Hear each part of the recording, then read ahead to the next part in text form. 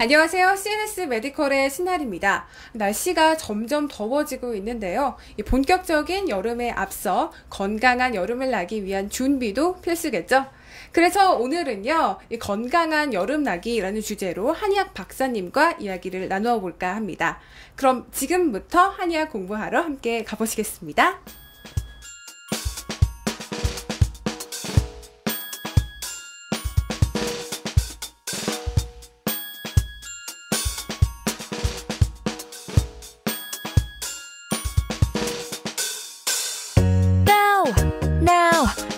To choose shoes. Go now. Don't hold up no more. Go. 네, 이제 본격적인 수업에 앞서 오늘 도움 말씀 주실 한동화 한의원의 한동화 원장님이십니다. 원장님 안녕하세요. 네, 안녕하십니까. 네, 날씨가 부쩍 더워졌어요. 네, 갑자기 많이 더워졌죠. 네. 네. 올해는 유난히 여름이 빨리 온 것 같은데 네. 여름철 특히 주의해야 할 질병이 있다면 어떤 게 있을까요? 여름철은 이제 화에 관련된 계절이잖아요. 네. 불화자. 네. 그래서 염증이 쉽게 일어나는 계절이죠. 네. 또 이제 특히 이제 피부 쪽에 화상도 입을 수 있고, 땀도 많이 흘려서 수분 부족, 탈수도 올 수 있고, 또 실내에서는 냉방장치 너무 잘 돼 있어 냉방병. 그래서 또 먹는 음식도 쉽게 상할 수 있어서 식중독, 여러 가지 질환으로 고생할 수 있습니다. 네, 정말 주의를 기울여야 할 것 네. 같네요. 후텁지근한 실내 온도 때문에 실내에서는 필요 이상으로 온도를 낮추는 경우가 많잖아요. 네네. 아까 말씀하신 냉방병이라든가 이런 게 좀 걱정이 되는데 이 증상이 몸이 으슬으슬하고 어딘가 감기와 비슷하다라는 느낌이 있는데 냉방병과 감기는 어떻게 구분해야 좋을까요?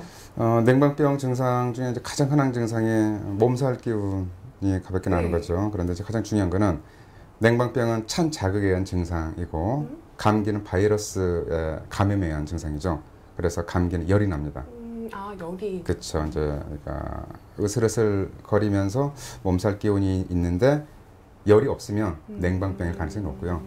감기는 발열 증상이 있는 걸로 구분하시면 되죠. 열이 있냐 없냐로 구분하시면 그렇죠.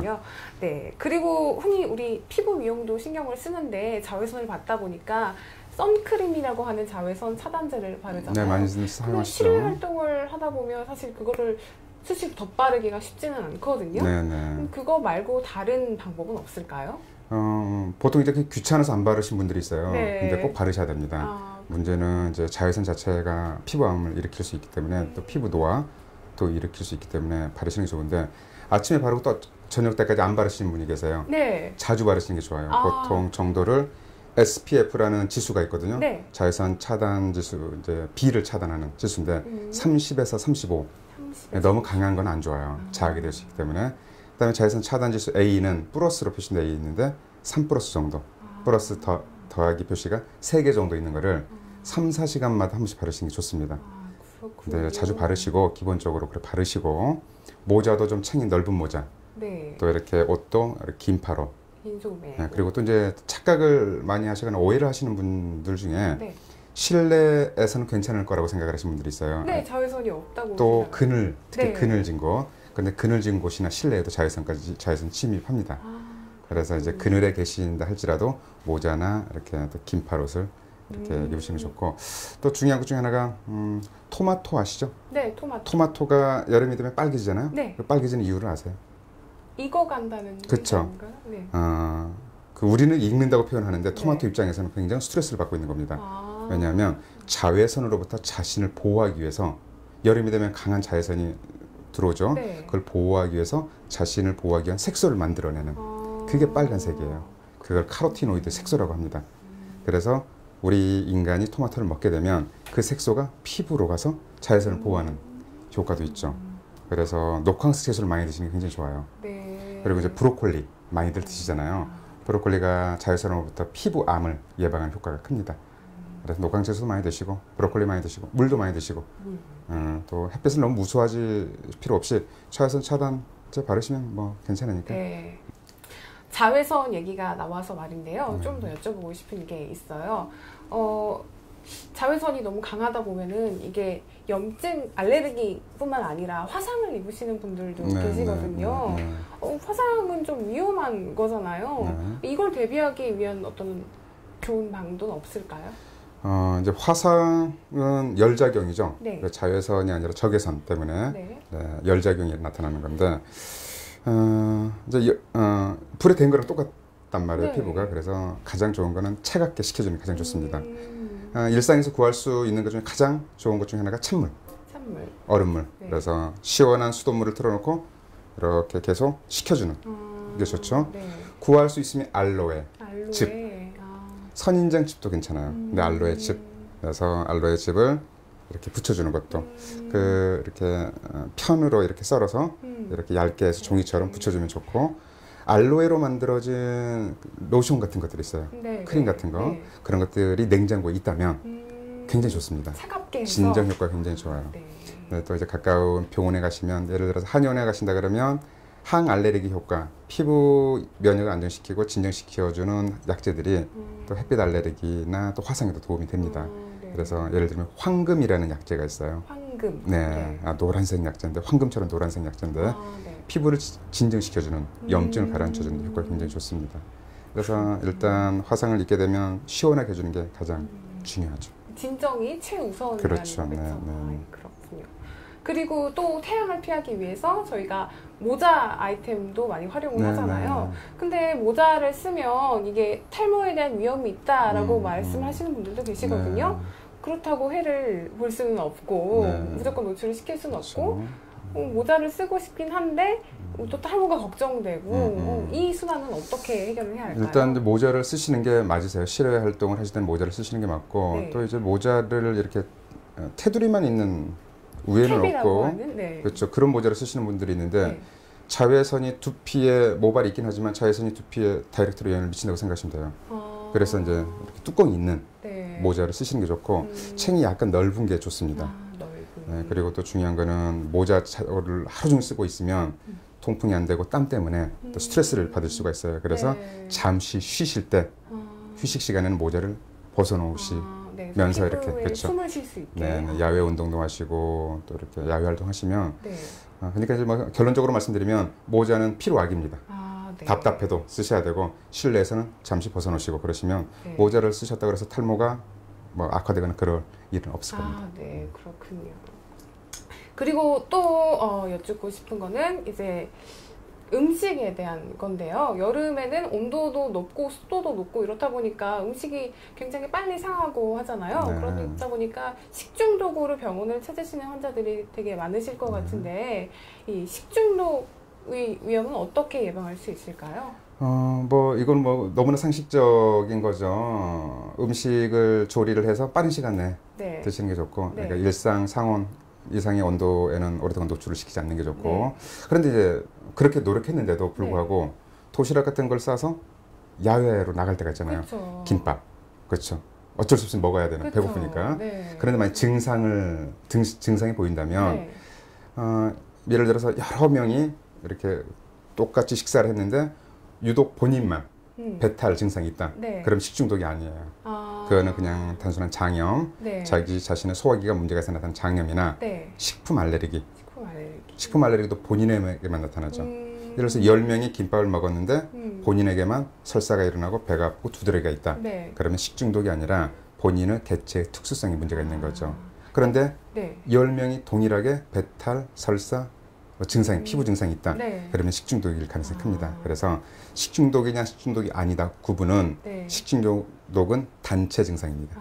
집단 증상이에요. 네. 네, 그걸로 구분하시면 됩니다.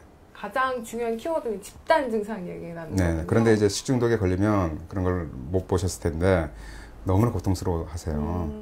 이제 가까운 병원이 있는 곳이면 괜찮은데, 네. 예를 들어 산속에서 식중독 증상이 일어나면 어떡하지? 큰일 납니다. 그래서 식중독이란 문제가 생기지 않도록 네. 음식물을 운반하는 그 캐리어 통도 네. 아이스 박스 같은 거 있죠? 네. 그런 걸로 운반하시면 참 좋겠어요. 네. 최대한 보관이 잘 그렇죠. 되도록. 네. 상하지 않도록 하시면 네. 좋겠습니다. 여러 가지로 주의를 기울여야 할 점 참 많네요. 네. 여름철에는요. 그리고 여름철에 특히 많이 환자들이 찾아오는 피부 질환은 또 어떤 게 있을까요? 대표적으로 햇볕, 자외선에 문제가 되는 햇빛 알레르기죠. 네. 햇볕만 네. 쏘이게 되면 피부에 발진이 생기고 가려워하는 증상들이 있으세요. 네. 이분들은 참 고통스러워하시죠. 네. 여름철이 오는 걸 굉장히 두려워하세요. 그 다음에 콜린성 두드러기. 콜린성 콜린성 두드러기. 이렇게 운동을 하면 땀이 나잖아요. 네. 매운 음식을 먹어도 땀이 나고 네. 그거는 신경 말단에서 콜린이라는 성분이 분비가 되는 거예요. 예를 들어서 땀이 나는 이유는 체온이 상승됐을 때 땀으로 체온을 떨어뜨려 주는 거죠. 네. 그런데 그건 우리가 의지대로 할 수 있는 게 아니에요. 자율신경이 담당을 하는 겁니다. 그런데 체온이 상승되면 그때 콜린이 분비돼요. 땀을 내기 위해서. 그런데 안타깝게도 콜린성 두드러기 환자들은 콜린에 민감한 반응을 보입니다. 그러니까 체온이 높아지면 콜린이 분비되죠. 그때 피부가 따끔거려요. 그래서 알레르기 반응이 일어나는 그렇죠. 이제 그 자체가 굉장히 고통스럽죠. 예를 들면 삶의 질도 굉장히 떨어지는 게 젊은 친구들, 네. 콜린성 두드러기 환자들이 있어요. 네. 요즘은 노래를 그냥 노래만 하지 않죠. 네. 노래방을 못 가요. 노래방에서 조금만 몸을 움직이면서 춤을 추면 네. 몸이 따끔거려서 놀 수가 없습니다. 그렇군요. 그렇죠. 그리고 조금만 바삐 걸어도 또 매운 음식을 먹을 때 네. 약간 열이 올라도 네. 피부가 따끔거리고 네. 더운 물로 샤워를 해도 그게 콜린성 두드러기죠. 이제 그런 것들을 극복하기 위해서는 체질을 바꿔야 됩니다. 콜린이 분비되는 거는 아까 말씀드렸듯이 네. 우리의 의지와 무관하게 어쩔 수 없이 분비가 되는 거기 때문에 네. 적응력을 높여주는 게 제일 좋아요. 적응력. 교과서에서는 콜린이 분비되지 않도록 해라. 그럼 네. 어떻게 해야 되겠어요? 체온이 높아지지 않도록 하면 되죠. 네. 그럼 운동도 하지 말고 매운 음식도 먹지 말고 화도 내지 말고 네. 살 수가 없어요. 그러네요. 그러면 정말. 치료를 하는 게 아니라 피하는 거죠, 계속. 그런데 네. 한의학적인 치료의 강점은 극복할 수 있습니다. 콜린이 분비돼도 땀도 잘 나고 땀이 잘 나게 되면요. 콜린이 분비돼서 땀이 잘 나게 되면 콜린의 분비량이 떨어지죠. 네. 땀이 잘 나게 되면 체온도 떨어지죠. 네. 증상이 없어져요. 그렇군요. 근데 콜린성 두드러기 환자들은 땀이 안 납니다. 그래서 땀이 잘 나게 열을 쉽게 발산시켜서 체온을 떨어뜨릴 수 있도록 네. 그렇게 해서 체질을 개선시켜주면 극복할 수 있어요. 피하기보다는 근본적인 네. 체질 개선이 필요하죠. 그렇죠. 그러니까 현명하게 융통성 있게 잘 이렇게 밸런스를 맞춰주면 좋겠어요. 너무 힘들 때는 피하고 네. 좀 자신감 있을 때는 한번 넘어가 보고 네. 잠시 멈췄다가 쉬었다가 또 넘어가 보고 네. 그러다 보면 넘어갈 수 있습니다. 그렇군요. 이것저것 지금 들은 게 너무 많아서 생각보다 주의해야 할 점도 많고 네. 그래서 뭐부터 해야 될지 참 고민이 되기도 하고 한데 마지막으로 일반 시청자 여러분께 이 여름철에 특히 조심해야 할 것을 당부하신다면 어떤 게 있을까요? 여름철은 이제 더운 계절이죠. 네. 그래서 덥다고 실내에만 계시는 경우가 많은데 네. 야외 활동을 충분히 하십시오. 하시되 너무 장시간 햇볕에 노출되지 않도록 하시고 네. 또 햇볕에 노출되면서 땀을 많이 흘리실 수 있으니까 네. 탈수 예방 위해서 물을 충분하게 드시도록 하시고 네. 또 음식물 네. 이렇게 골고루 잘 드시는 게 좋겠어요. 음식물 중에 가장 중요한 게 물입니다. 물을 충분하게 드시고 또 고단백. 여름철이라 그래서 보양식을 찾는 분들이 있어요. 네.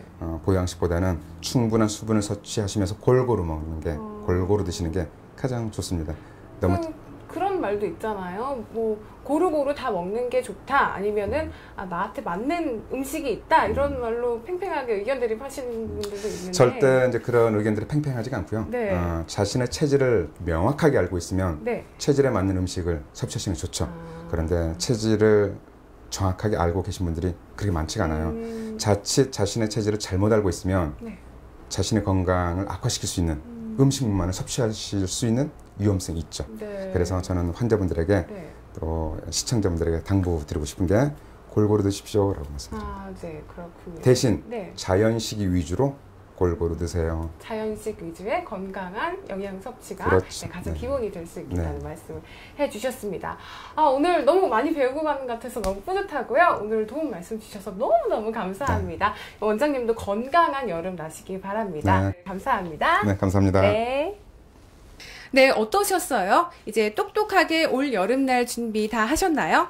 조금만 주의를 기울이면 아무리 덥고 습한 날씨라도 건강하게 이겨낼 수 있을 것 같네요.